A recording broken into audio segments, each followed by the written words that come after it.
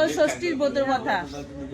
বামুন বুড়ি বাড়িতে কর্তা গিন্নি, এক ছেলে আর ছেলের বউ, সচ্ছল অবস্থা, মা লক্ষ্মীর আসন পাতা, 12 মাসে 13 পার্বণ, তবু সুখ নাই কারোর মনের। কারণ বইয়ের ছেলে হয় না। সবাই মিলে দিন রাত মা ষষ্ঠীর কাছে প্রার্থনা করে। শেষে একদিন বুঝি মা ষষ্ঠীর দয়া হলো, বইয়ের গর্ভের লক্ষণ দেখা দিল। সকলের চোখে মুখে হাসি, মনে বুঝি আনন্দ ধরে না।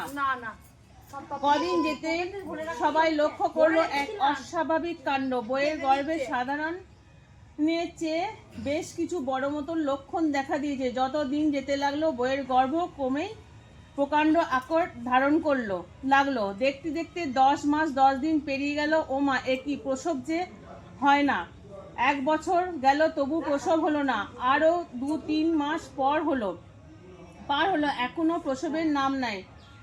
সকলে মহা ভাবনায় পড়ে গেল। শেষে একদিন হলো কি, বউ হাত মুখ ধুতে পুকুর ঘাটে গেল। হঠাৎ পুকুর ঘাটে পা পিছলে পড়ে আছাড় খেলো বউ, আর অমনি প্রকাণ্ড একটা লাউয়ের মতন রক্তমাখা পুডলি প্রসব হলো।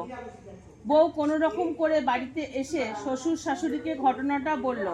শোনা মাত্র শ্বশুর শাশুড়ি ছুটলো পুকুর ঘাটে। গিয়ে দেখে ঠিক লাউয়ের মতন মস্ত একটা পদার্থ, আগাগোড়া রক্তমাখা।